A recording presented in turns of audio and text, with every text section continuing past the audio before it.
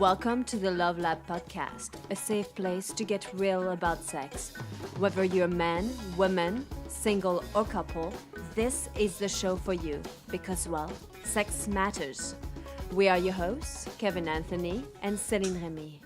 All right. Welcome back to the Love Lab podcast. This is episode number 11. 11, a very special number. That means this is going to be a very special podcast. Today, we are going to talk about how to keep sex alive in the long run. You know, I know we did an episode that was somewhat similar to this, which was, how to keep things alive or when you're stressed and like how in your to get in the mood when you're stressed. Yeah. So I know that it's somewhat similar, but we get asked this all the time by people that have been in relationships for a long time. It just happened again this weekend. We had a conversation with a friend who said his number one challenge was, how do you keep things alive? How do you keep things turned on and keep that spark, that chemistry, that desire going when you've been in a relationship for many years? Mm-hmm. The first thing to understand is the whole feeling of what we call falling in love, which, by the way, I think is silly. It should be like rising. You're not really falling. But what happens in the body, you literally have what I call a hormonal shower, where you have all these different chemicals being released in your body, which makes you feel totally in love with that person and you're bonding and it's phenomenal. And like anything, once you start having a dose of that, there's a point where your body starts to get used to it. And then that's when things start to become challenging for people. And this phase can change anywhere from after 6 months to 2 years. That's basically the average of when the honeymoon phase starts to end. And for most people, they are really lost in what's after that, because the only definition of being horny and being in love is having the butterflies and having this chemical rush in the body. And they don't know how to continue to create those reactions in the body. And that's where we come in. Yeah, and there's this idea that once that sort of honeymoon phase is over and the body's just naturally producing all those chemicals without you actually doing anything, that, that's just the way it is. It's done. It's over with. And that is absolutely not true in any way. You mean doesn't have to just go downhill from there? No, it doesn't have to go downhill. But the idea is that you can create those chemicals. Mm-hmm. And have long-lasting, thriving, passionate relationships. And this is exactly what we are experiencing. And it is different. At times, it's not exactly the same that it was at the beginning than when we were dating. But I still at times feel some of that butterfly, and it's mostly the desire. I still look at Kevin and want to do him. I still think he's so yummy, and I want him.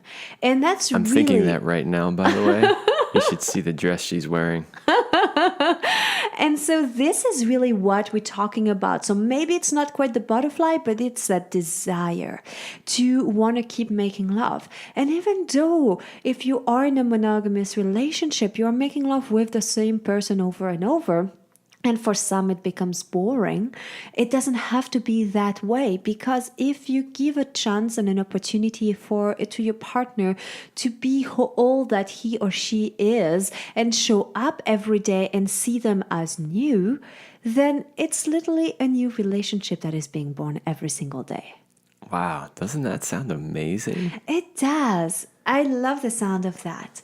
And so what we did for today's episode, we're going to break it down into 3 parts, because for most people, they're thinking, well, okay, so how do I keep sex alive? As soon as we're in the bedroom, I want to be able to feel sexy. And the first thing that we want to share with you is that foreplay doesn't start when the door closes. Actually, foreplay is everything that happens in between the times that you have sex. Exactly. And so in our online courses, our Power Mastery series, we have a section on this, and we want to share some of what's in that with you today. And as Celine correctly pointed out, we've broken it down into intimacy before, during, and after. And so there's some tips that we can share with you for each one of those things. And I love how you really set the tone here by saying foreplay isn't just when you said, okay, sex starts now. Right. And that's kind of a big problem because that's how a lot of people view it. And the pressure, you need to feel horny now because we have 10 minutes. That's right. Especially if you've got kids. We might have 6.5 minutes. But it's a great distinction to make, and it's something that you and I talk about a lot, which is that foreplay isn't just, okay, we've decided we're going to have sex, we're going to go to the bedroom or wherever it is you usually have sex, and like foreplay starts now. For us, foreplay is all day long. Mm-hmm. So that's what we call intimacy or keeping sex alive before it even starts. And what we also call being in a constant state of arousal, right? So this idea that throughout the day, you're doing little things to sort of entice the other person or turn them on or, kind of keep that charge, that spark going. Like Celine, so, I mean, I know the answer to this, but tell our listeners, what are some of the things that we do to keep that passion alive? Yeah, during the day. Like how do we keep that spark going? Well, first of all, I make sure that I feel good in what I'm wearing, and I wear things that are nice. Like today I have a sexy dress, and so when I'm home, I feel sexy and I look sexy, so that visually it's pleasing. Right. So this reminds me of a cartoon you had shared with your audience at one point, where it's a picture of a woman, and it's in the one frame she's all decked out, makeup, hair, clothes, the whole thing, and it says, "This is how I dress when I go out for total strangers." I do not want to have sex with. Yeah. That's right. It did actually say that. And then in the next panel, she's home in sweats and, just complete opposite of the first one. And it says, "This is how I am at home with the person I want to have sex with." It makes a really great point, right? It does. And I'm not saying that I'm not ever like wearing sweats and being comfortable, but that's one of the things I make it visually pleasing, not just for Kevin, but for myself as well, because I love to look in the mirror and be like, oh yeah, I look good today.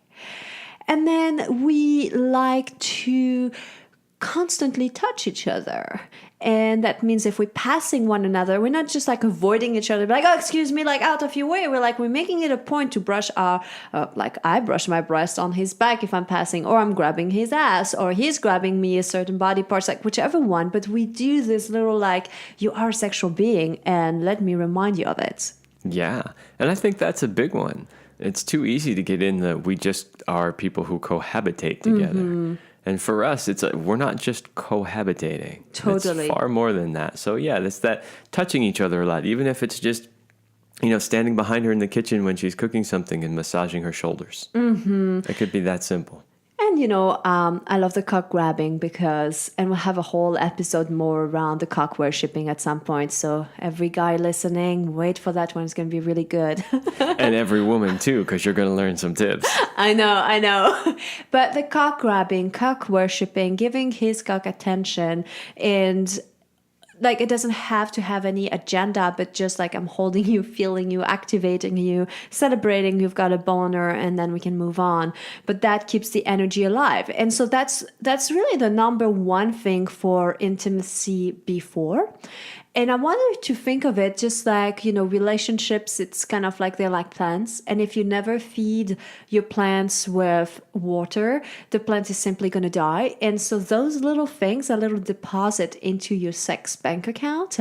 And if you do, even from time to time, little fertilizers, so little extra things like spontaneous acts of sex with no agenda, like bending over at the kitchen or like in the music room or like when you're laying outside. These are all real life examples, by the way. Anyway, those are like the fertilizer of like, those little moments of varying where you have sex, how you have sex, and that they have no goals, but just to be a little thrill that doesn't have to lead anywhere. And that's the big key, is the only way that particular strategy works is if there's no goal.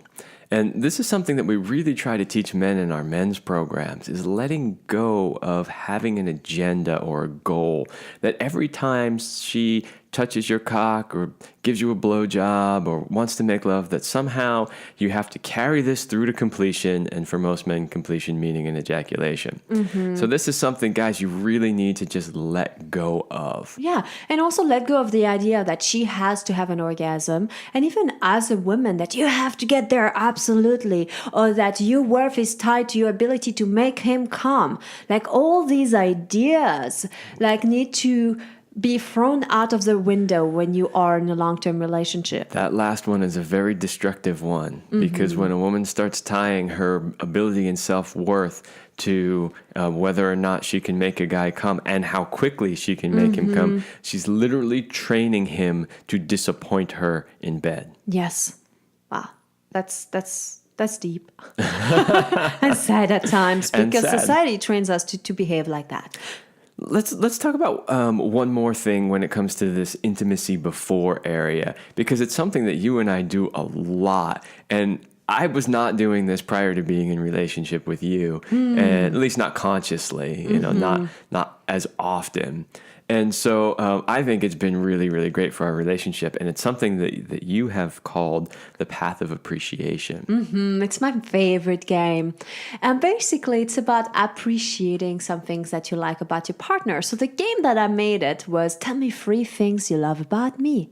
Because my love language is words of affirmation, words of appreciation.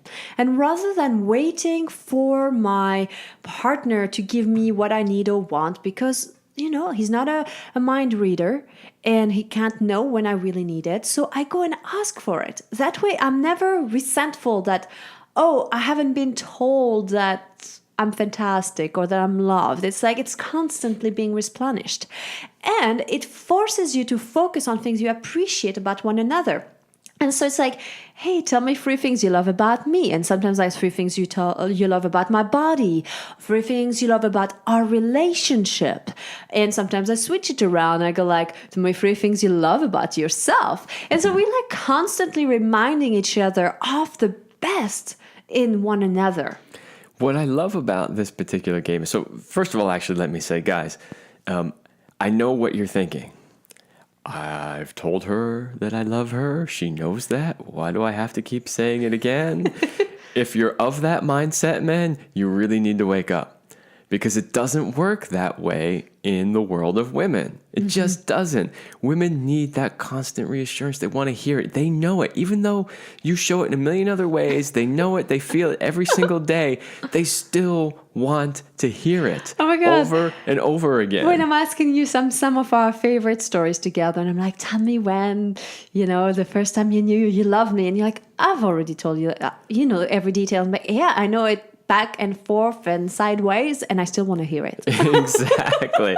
So that's the first part, is don't get trapped into that foolish idea that they already know it. Right? It doesn't matter. Yes, they already know it, and they want to hear it again. Want it? Give it to us. The second thing is this, and this is something that sort of surprised me a little bit, which was that by going along with the game, even sometimes when I don't really want to, it actually makes me feel a sense of appreciation towards her. And it's not that I'm not appreciating her, in other moments, but there are times where like, it's late at night, I'm tired, and it's just like, I don't want to have to like get in my head and think about stuff. But then I realize that when I take the time to really tell her 3 things that I love about her, all of a sudden I feel that sense of love in my heart. I'm like, wow, that was cool. That actually made me feel better too. And listen, women, did you hear him say, I feel that love in my heart? Like that's one way to also help bring your man into his heart, because sometimes they will think with their cock, which is awesome too. And we kind of complain that, he's not so much about his feelings and his heart. And that's one way to easily drop into the heart space. Now, if you're going to play this game, first of all, you sort of have to have the agreement ahead of time. And second of all, ladies, you cannot criticize him if he doesn't do the game properly. Right? So if he's honestly trying and maybe he's struggling, or maybe what he says he appreciates about you isn't necessarily what you wanted to hear, You just have to appreciate the fact that he made an effort and he was trying hard. For some men, it's going to be really hard for them to get into the heart space and to really come up with something genuine. And then sometimes too, I've noticed that you got better over time. Like the more you do it, the more you find better examples and expand, because first maybe you have the few that you fall back into, and then you're like, well, hold on, I say that all the time. Maybe I should pay more attention. What are new details that I could think about? Yeah, I like to vary it up and not use the same ones all the time, because if you're just doing the same thing, it just, to me, and I know we just said women like to keep hearing it, which is true. And for me personally, I feel like I don't want you to ever think that I'm just going through the motions. So I like to come up with new things. And I appreciate that, because honestly, if you were only telling me the same 3 things, I do think I would get bored. Full disclosure there. But the other thing is, too, they don't have to be like crazy monumental things. Oh, God, no. And the game becomes really easy when all I have to do is think about like what happened during the day. Yeah, maybe even in the last hour. Maybe she made a super delicious meal for lunch.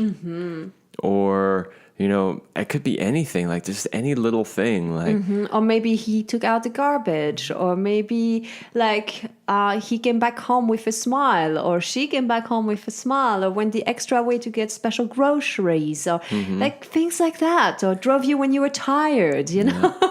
we have another rule around the house is that whenever somebody's gone and they return home, that whoever was home has to greet the person at the door.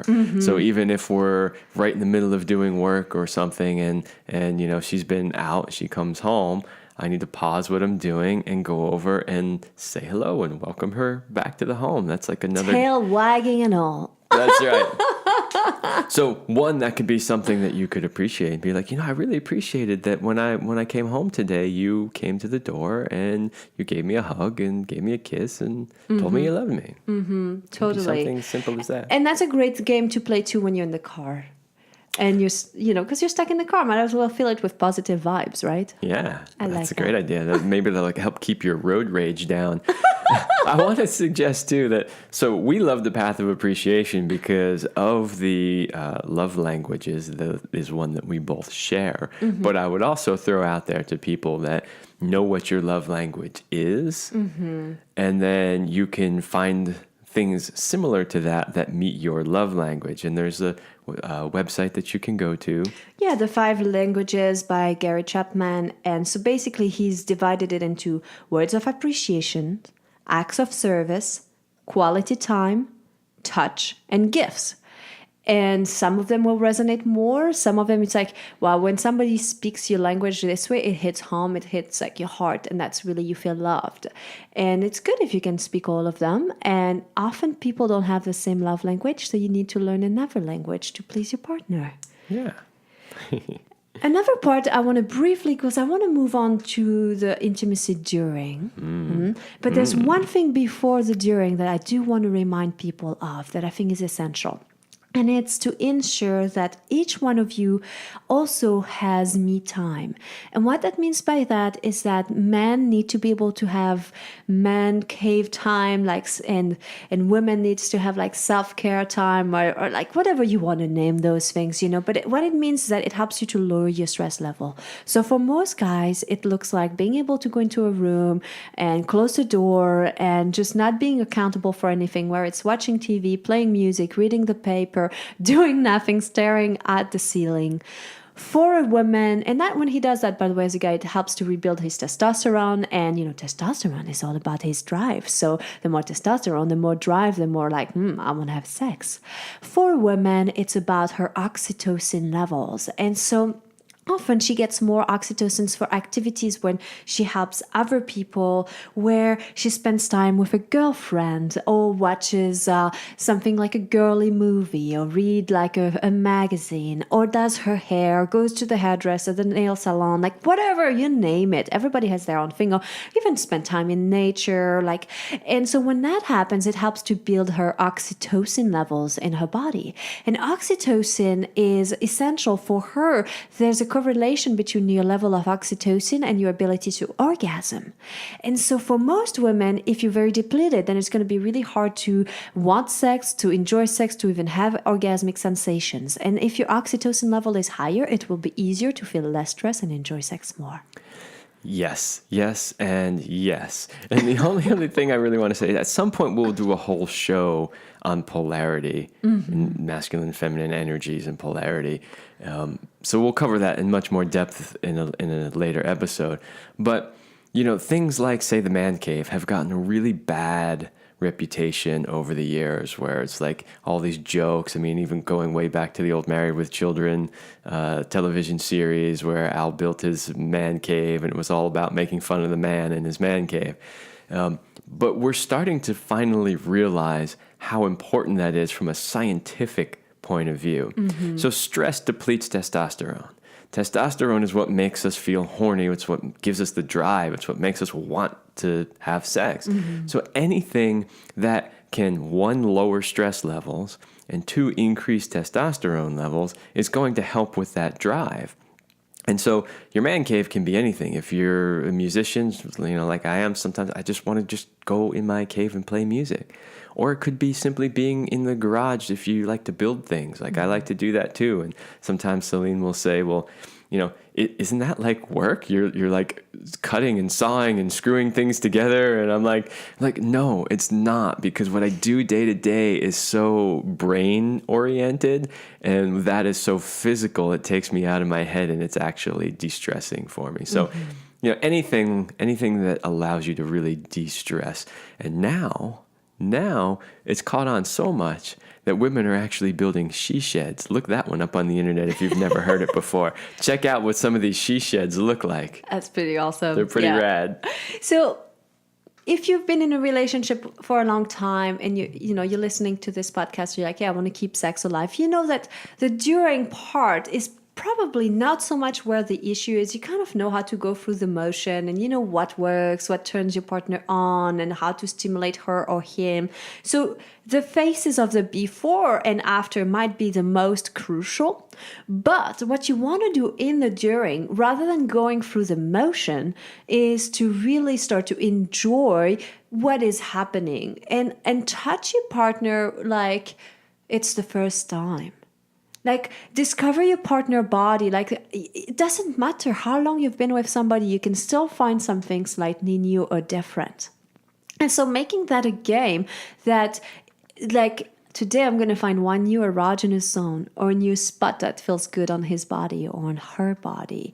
Or today, like whatever. Like, obviously, as you can hear, I love games because I think they help us to show up with innocence and playfulness.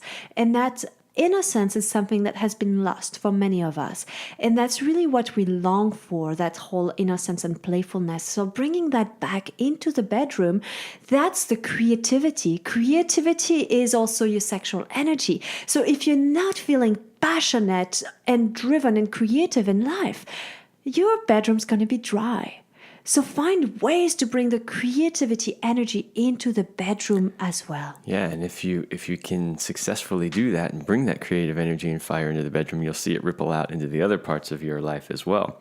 But, sort of what you're saying, or another way of saying what you're saying is, when you're really young, you can fuck all day long, and you don't really need a whole lot of stimulation or even connection. Like there's always that joke, oh, he'll fuck any hole that's out there, it doesn't matter, and when you're in a new relationship and you have that new relationship energy, or NRE as a lot of people call it, it's kind of that same thing. You're so inspired, it doesn't really matter. Once you've been in a relationship for longer, you get past that honeymoon phase. Well, you need more than just, it's a hole and I'm horny. Like, you actually have to establish intimacy and connection and be present with your partner. Look them in the eye. Like all these things that go much, much deeper than just the physical, hey, there's a penis in a vagina and it feels good. Like, you need to do way more than that. So one thing that I really love about how we make love is really that there's no right way or wrong way. And we don't feel bad if, let's say, it wasn't all fireworks, or like today we were tired, but yet we still had sex. Was it mind-blowing? Not quite, but we made love. And that's a celebration. And there's never like after we made love, oh, that was crappy, or I can't believe we didn't reach the mind-blowing, out of this world orgasmic state. And it's like there's no criticizing of it. There's just like acceptance too, that there's cycles, there's ups and downs, but you're celebrating the fact that you're willing to always come back to love. And that's really beautiful. So you can't always have expectations either that it has to be the same way that it was the last time you made love, or that lovemaking should be the same than 10 years ago when you started having sex together. And having that whole like, what do I want now? So especially for men is give her what she wants. Because there's time too where I want to be pounded. Or sometimes I want to honestly just close my eyes and kind of go into a meditation state while I'm making love. And so when you're able to be present, which is another element, with what is in that moment and be like, let's ride this energy that is here. We don't have to change it to make it different, but I'm going to give her what she wants and needs. That's when you can get into higher states of pleasure and just lovemaking becomes juicier and better. Yeah, that presence piece is huge, and we don't have enough time in this episode to talk about it. It is absolutely in our Power Mastery series. We have a whole module on it. So if you really want to get in deep about what that means and how to make it happen, I highly recommend that. But just to say also that it's really about establishing that connection and that intimacy and not having the agenda of, oh, it's got to look like this or, oh, it's got to look like that. It's like, yeah, sometimes you'll have those fireworks that you had in the beginning. Sometimes you won't. Many times if we're not in the mood, but we make it a point, we'll eventually get there, even though we didn't start that way. And I'm going to make a food analogy because I'm a foodie. There's probably some food that you really, really love. And it's your favorite meal. And you're like, you could eat it a lot and you're never tired of it. Even though you've had this meal 100 times, maybe even thousands times, you still find a way to find it amazing, out of this world and so tasty. And that's literally what needs to happen with your partner. It doesn't matter how many times you've eaten that meal or that partner. You just need to make it like there's something about it that just you can't get enough of it. Doesn't matter how many avocados I eat, I still love them every time. And so, if you've been with us, by the way, since the beginning, you know that our most important tip in the lovemaking is to slow down. Slow down. And that really works for established relationship. We don't just want to go through motions and quickly because we don't want to be acknowledging that it's uncomfortable, that we don't really take the time to look at each other anymore because we think we know each other so much, we don't take the time to really look. That is so silly. Yeah. So we are getting very close to the end of our show, and I want to make sure we have time to cover intimacy after, because it's probably the most overlooked part of the before and during and after. Awesome. So what can you do after? So remember, foreplay basically starts right after you're done, in between the time you're done and the next time you have sex. That's basically when all of that happens. So one of the things I think is really important after is to take the time to connect and share. And some of the things we love to do is to share highlights. As you can see, maybe you're hearing a common thread here of focusing on the positive, the appreciation, the things we love. And highlights of there was this moment when you looked deep into my eyes and thrust it forward. And wow, or whatever that is. But the more specific you can become, the better that is. And so sharing those moments also will help you focusing and acknowledging the times that are really, really good. If there are lowlights or things that didn't really go that way, it's a good time to also share them, but sandwich them. At least 2 highlights for 1 lowlight, okay? And I would also suggest that while it's always okay to share them, it's probably not the right time to get into a deep discussion about it. So you can just say, hey, this didn't really work for me, and I just wanted to let you know, and let's set a time to discuss that further later. You want to kind of stay in the positive flow in that immediately afterwards. Point if you can. And so also about just staying with one another. Don't just pass out or like go right away, shower or go do something, because you you develop a special quality of energy through love making. And whatever you're going to do afterward is going to be magnified and beautified by the act of love that you just created. So if you make the time after another time of quality that you spend together and that you infuse it with the love making energy of what we just did, then it creates a special energy and bond here. In our modern lifestyle, especially, if you have kids, there's so much responsibility and so many things that you have to do that if you actually get a moment to make love, you're like, okay, that's all the time we had. Boom, let's get up and go and keep on doing whatever it is that we do. And, if you have to, you have to.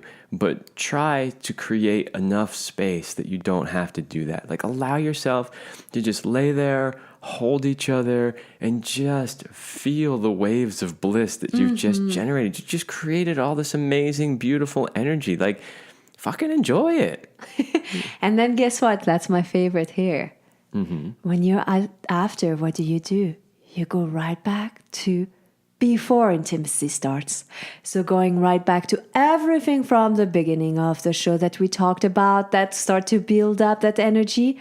That's what you start doing as soon as you're done. Exactly. So it's a circle. You just keep going around the circle over and over again. Just keep generating that energy. Totally. It's so yummy. It's like a free energy machine. I love the sound of that. And if you keep that loop alive and you feed it, you will notice the sexual energy that is still running and active. And if you have enjoyed this conversation as much as we did, and you're like, I want more, we invite you to check out our Power and Mastery courses, and you can find them at powerandmastery.com. And more specifically, the Sexual Mastery course that is so packed with so much more than that to help you become the lover you've always wanted to be and satisfy your woman in ways that she really wants you to do. We cover so much more, and we go in much more depth. It's powerandmastery.com, the most complete male sexual mastery training available anywhere. Great stuff. All right, everybody, that is all the time we have on our show this week. Thank you so much for joining us, and we will see you next time.